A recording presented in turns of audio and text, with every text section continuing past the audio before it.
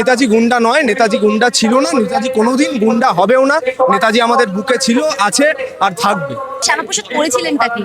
তিনি কি আদতেও আমাদের স্বাধীনতার ক্ষেত্রে কোনো মূল ভূমিকা পালন করেছিলেন, নাকি তিনি সেই জায়গায় স্বাধীনতা আটকাতে চেষ্টা করেছিলেন? যারা আমাদের দেশকে অথবা আমাদের রাজ্যকে নেতৃত্ব দিচ্ছেন, তাদের ভেতরে শিক্ষার এত অভাব, সেটা আমরা তাদের কথাবার্তাতে, তাদের শব্দ চয়নে বুঝতে পারি। এবং সবার আগে এটার প্রয়োজন তাদের মধ্যে শিক্ষার বীজটা বপন করা। কেন আমরা হঠাৎ করেই মানবো যে পশ্চিমবঙ্গের জনগণ শ্যামাপ্রসাদ, কেন নেতাজি নয়? যেই বিপ্লবীরা দেশের জন্য লড়াই করেছিল, এরা তাদের মর্যাদা দিতে পারে না। এরা আমাদের দেশের জাতীয় পতাকাকে গ্রহণ করতে চায়নি প্রথমত। তারা আমাদের আর যাই হোক দেশপ্রেম শেখাতে চায়, পারে না। দেশের মানুষ, দেশের সাধারণ জনগণ, দেশের ছাত্র যুবরা জানে দেশের ইতিহাস কি, তার দেশের মর্যাদা কি, দেশপ্রেম কি। আপনারা তো জেনজি, আপনাদের এই মুহূর্তে যে দেখা যাচ্ছে যে নেতাজিকে নিয়ে বিভিন্ন রকম কুরুচিকর মন্তব্য, এবং অনন্ত মহারাজ যিনি বিজেপির সাংসদ, তিনি নেতাজিকে অপমানজনক কথাবার্তা বলছেন, এইগুলো আপনারা জেনজিরা কিভাবে দেখছেন?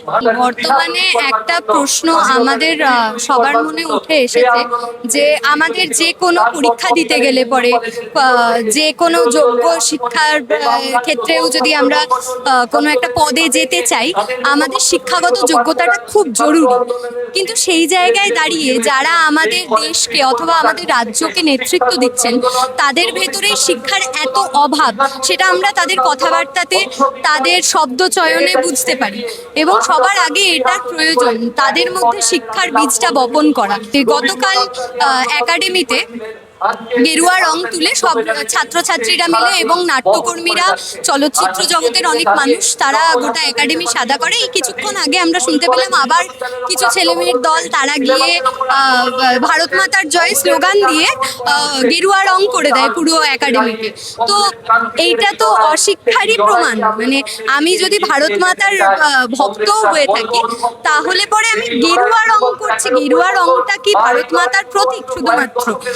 এমনটা আমাদের অন্তত মনে হয় না। অন্তত যারা আমরা পড়াশুনো করেছি তারা জানি। এবং সাদা রং করার একটাই কারণ, কোনো রঙের ফেভারে নয় সাদা রং, এবং শিল্পের হওয়া উচিতও নয়। যখনই সেটা কোনো পার্টিকুলার রাজনৈতিক দলের আন্ডারে চলে আসে, তখন শিল্পের শিরদাঁড়াটা থাকে না। এবং তার আগেও যখন নানান মিটিং হয়েছে, সেখানে দায়িত্বে যারা রয়েছেন এই মুহূর্তে, তারা বলেছেন যে আমরা 1 সপ্তাহের মধ্যেই গেরুয়া রং তুলে দেবো। 1 সপ্তাহ চলে যায়, 2 সপ্তাহ চলে যায়, 1 মাস চলে যায়, তারপরেও কোনো স্টেপ নেওয়া হয় না। তো সেক্ষেত্রে আমার মনে হয় যে স্টুডেন্টরা যা করেছে ঠিক করেছে। এখনো অব্দি স্টুডেন্টরা লড়ে যাচ্ছে, আগামী দিনেও লড়ে যাবে।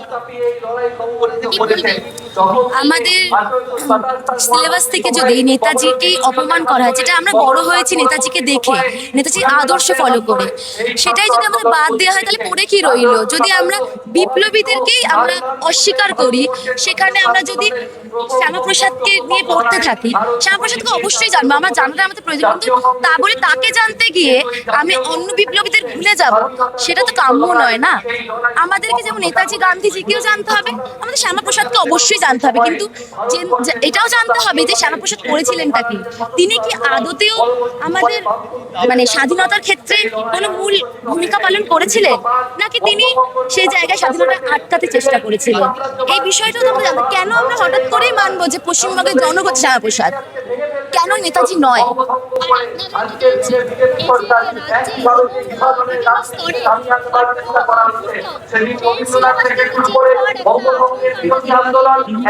এই প্রবণতা তৈরি হচ্ছে যাতে আমরা না জানি। দেখুন, আজ থেকে স্কুল পাস করেছে আমরা কিছুদিন আগে, কারণ আমরা কলেজ স্টুডেন্ট, কিছুদিন আগে স্কুল পাস করেছে, আমরা বিষয়টা পড়ে এসেছি। দেখুন, এই সিলেবাসগুলোই বাদ দিয়ে দেওয়া হয়, তাহলে যারা জেন আলফা রয়েছে, আমাদের থেকে যারা ছোট রয়েছে, তারা তো সেটা জানছে না। তারা জানছে না নেতাজি কে, তারা জানছে না গান্ধীজিকে, তারা জানছে না প্রীতিলতা ওয়েদারকে। তাহলে পড়ে কি রইল? শ্যামাপ্রসাদ শুধু?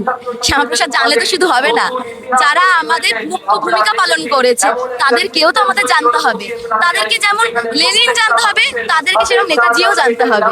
তারা যেমন বাইরের দেশের ইতিহাস জানবে, তারা ভারতের ইতিহাসও জানবে, কারণ ভারত স্বাধীনের ক্ষেত্রে বাইরের দেশের ভূমিকা প্রবল।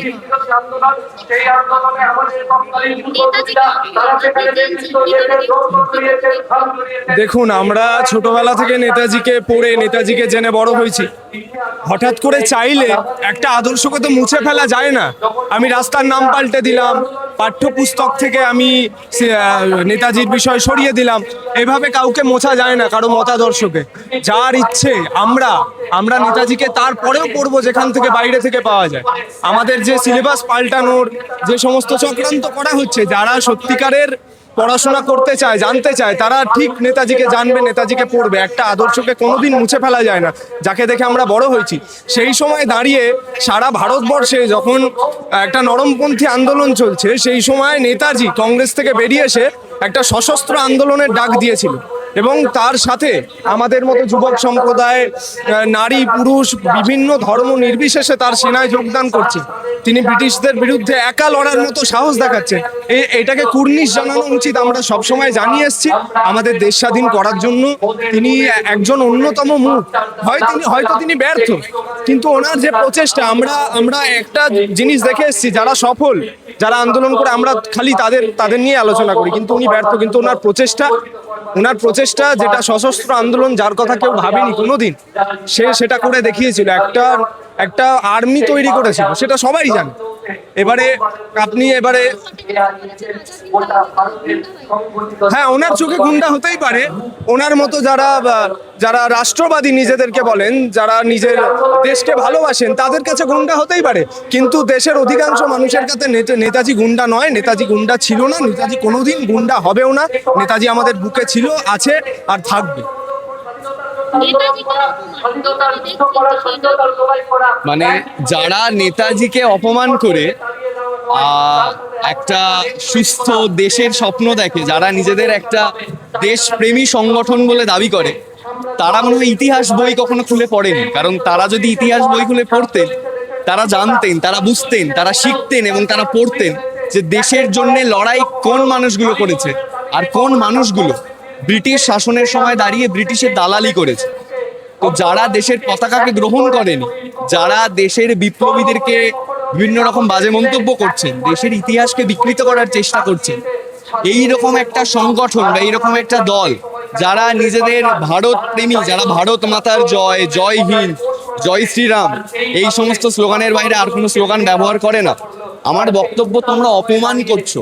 তোমরা যতবার বিজেপি বা আরএসএস বা এবিভিপি যতবার জয় হিন্দ বলছে বা যতবার ভারত মাতা কি জয় বলছে, আমার মনে হয় সব থেকে বেশি অপমান তারাই করছে দেশে। কারণ যে বিপ্লবীরা দেশের জন্য লড়াই করেছিল, এরা তাদের মর্যাদা দিতে পারে না।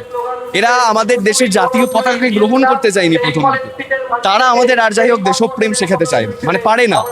দেশের মানুষ, দেশের সাধারণ জনগণ, দেশের ছাত্র যুবরা জানে দেশের ইতিহাস কি, তার দেশের মর্যাদা কি, দেশপ্রেম কি। তারা সবাই নিজেদের মতো করে দেশকে ভালোবাসে। কোনো দলকে এসে বা কোনো নেতাকে এসে শেখাতে হবে না দেশপ্রেম কি বা কোন বিপ্লবী গুন্ডা ছিলেন। অবশ্যই আছে জেনজি, মানে শুধু জেনজিদের বুকে নেতাজি কেন, সবার বুকে নেতাজি থাকার কথা। ভারতবর্ষের ইতিহাস বা এই যে স্বাধীন ভারত যেটা তৈরি হয়েছে, যে ভারতবর্ষে আমরা আজকে দাঁড়িয়ে আছি, সেই ভারতবর্ষ গড়ার অন্যতম একজন কারিগর ছিলেন নেতাজি। এবং নেতাজির সময় আমরা দেখেছি উনি যে আজাদিন বাহিনী গঠন করেছিলেন, সেখানে শুধু কিন্তু ছেলেরা ছিল এমন নয়, ভারতবর্ষের বহু নারী স্বাধীনতা সংগ্রামীদেরও আমরা দেখেছি নেতাজির সঙ্গে কাঁধে কাঁধ মিলিয়ে লড়াই করতে। তো এই লড়াইয়ের ইতিহাসকে, এই রক্তমাখা ইতিহাসকে বইয়ের পাতা থেকে মুছে ফেললে কিংবা মাইকের সামনে দাঁড়িয়ে দুটো কথা বলে ভুলে যাওয়া যায় না বা ভুলানো যায় না। মানুষের মনে, মানুষের মাথায়, মানুষের শিক্ষায় দেশের ইতিহাস এবং নেতাজির মতো মহান যে বিপ্লবী, তাদের সংগ্রাম, তাদের স্যাক্রিফাইস, তারা তাদের মনে এবং মাথায় খুব পরিষ্কার করে লিখে রেখেছে।